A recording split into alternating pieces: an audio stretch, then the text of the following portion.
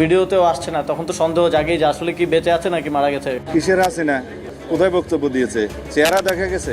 দর্শক, দিল্লি থেকে ধেয়ে আসছে গরম খবর। শেখ হাসিনা বেঁচে নেই। গত 19 ডিসেম্বর তিনি মৃত্যুবরণ করেছেন এবং তার শেষ কার্য অনেক আগেই সম্পন্ন হয়েছে। কিন্তু 5 আগস্টের ফোনালাপে তাহলে কার কণ্ঠ ছিল? গুঞ্জন উঠেছে হাসিনার কণ্ঠ নাকি কৃত্রিম বুদ্ধিমত্তা বা এআই নির্মিত ক্লোন ভয়েস ছিল। যদি তাই হবে, ভারত হাসিনার মৃত্যুকে কেন চেপে গেল? হাসিনাকে নিয়ে কি ভয়ঙ্কর খেলায় নেমেছে দিল্লি? আপনার কি মনে হয় দর্শক, হাসিনা কি বেঁচে আছেন? দ্রুত কমেন্টে জানান। দেশের একদম বাঘা বাঘা রাজনৈতিক ব্যক্তিত্ব আর সরকারের দায়িত্বশীল জায়গা থেকে আসা হাসিনাকে নিয়ে কিছু খটকা জাগানো মন্তব্যে দেশ জুড়ে এক ধোঁয়াশার জন্ম দিয়েছে। এনসিপির মুখপাত্র আসিফ মাহমুদ যখন একটা ভিডিওতে এসে হুট করে প্রশ্ন তুলে বসলেন, যার কথা বলা হচ্ছে তিনি ভিডিওতে সশরীরের সামনে আসছেন না কেন?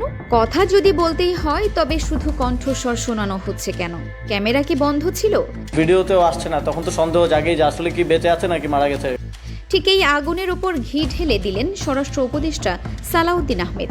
কক্সবাজারের এক অনুষ্ঠানে গিয়ে তিনি তো একদম সোজা ভাষায় তোপ দিকে বসলেন। তিনি সাফ বলে দিলেন, কিসের শেখ হাসিনা ভাই? আপনারা কি তার কোনো চেহারা দেখতে পেরেছেন? তিনি কোথায় বসে ভাষণ দিচ্ছেন, কিভাবে কথা বলছেন, তার কি কোনো শক্ত ছবি বা ভিডিও কেউ দেখাতে পেরেছে? কিসের হাসিনা কোথায় বক্তব্য দিয়েছে, চেহারা দেখা গেছে। এই মন্তব্যেই সামাজিক যোগাযোগ মাধ্যমে একদম তুলকালাম কাণ্ড শুরু হয়ে গেছে। মানুষের মনের ভেতরের সন্দেহটা মুহূর্তের মধ্যে শতগুণ বেড়ে গেল। একটা পোস্ট তো রীতিমতো ঝড় তুলে ফেললো চারদিকে।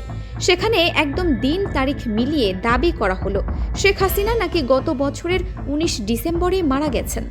ওই ভাইরাল পোস্টে ভারতের প্রোটোকল আর সরকারের উদ্দেশ্যে বলা হয়, হাসিনার মৃত্যুর খবর যদি সত্যি হয়ে থাকে তবে তাকে যথাযথ মর্যাদা দিয়ে বিদায় জানান।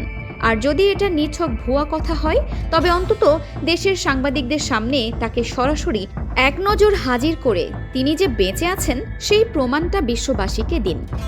কিন্তু হুট করে এমন একটা রটনা সাধারণ মানুষের মাথায় কিভাবে ঢুকলো?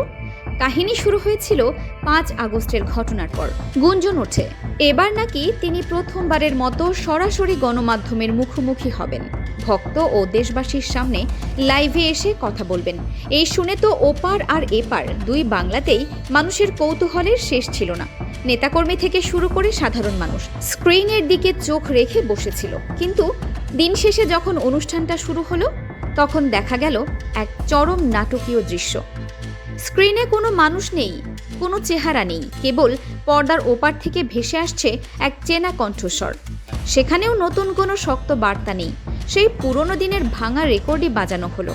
আর অমনি নেটপাড়ায় ট্রল আর খবরের বন্যা বয়ে গেল। অনেকেই হাসাহাসি করে বলতে লাগলো, এটা তো নির্ঘাত এআই বা কৃত্রিম বুদ্ধিমত্তা দিয়ে তৈরি করা নকল ভয়েস।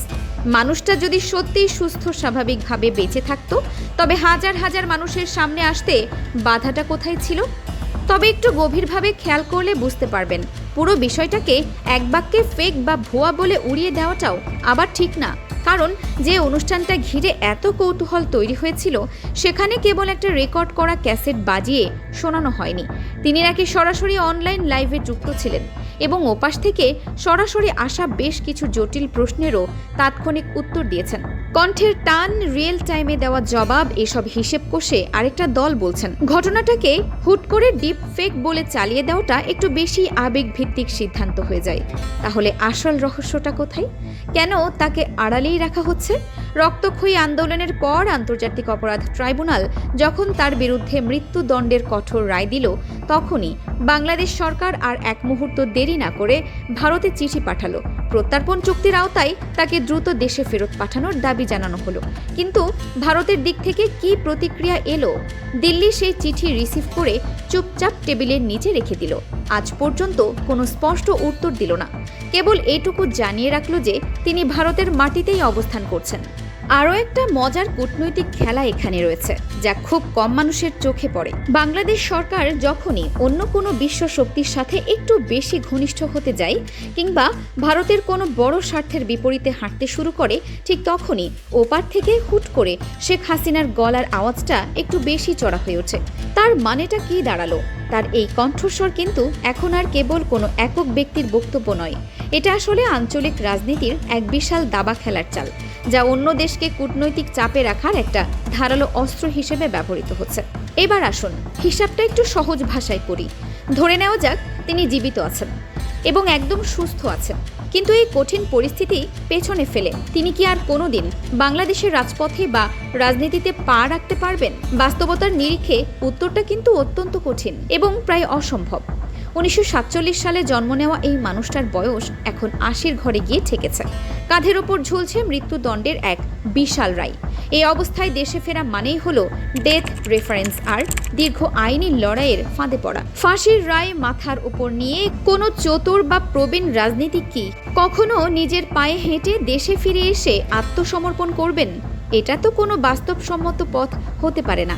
আর এই যে শীর্ষ নেতার উপস্থিতি নিয়ে দিনের পর দিন ধরে বিশাল ধোঁয়াশা তৈরি হয়ে আছে, এর সবচেয়ে বড় মারাত্মক আঘাতটা গিয়ে পড়েছে তার নিজের রাজনৈতিক দল আওয়ামী লীগের ওপর।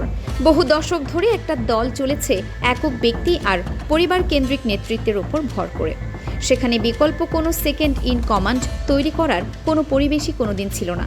আজ যখন সেই সর্বোচ্চ নেতার শারীরিক অবস্থান বা অস্তিত্ব নিয়েই সারা দেশে নানা প্রশ্ন আর সংশয় তৈরি হয়, তখন মাঠ পর্যায়ের নেতাকর্মীদের মধ্যে এক চরম বিভ্রান্তি আর হতাশা তৈরি হয়। যে শূন্যতা তৈরি হয়েছে তাতে করে দীর্ঘমেয়াদে দলটির স্বাভাবিক কাঠামো ভেঙে পড়ার উপক্রম হয়েছে।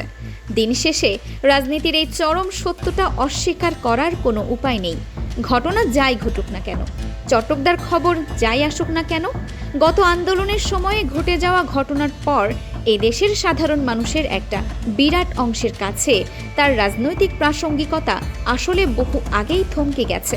একসময় যিনি ক্ষমতার চরম চূড়ায় বসে একা হাতে দেশ শাসন করেছেন, প্রদীপ্ত প্রতাপে রাজত্ব চালিয়েছেন, আজ সেই ক্ষমতা ছাড়ার পর তাকে নিয়েই সারা দেশে চরম সংশয় তৈরি হয়েছে।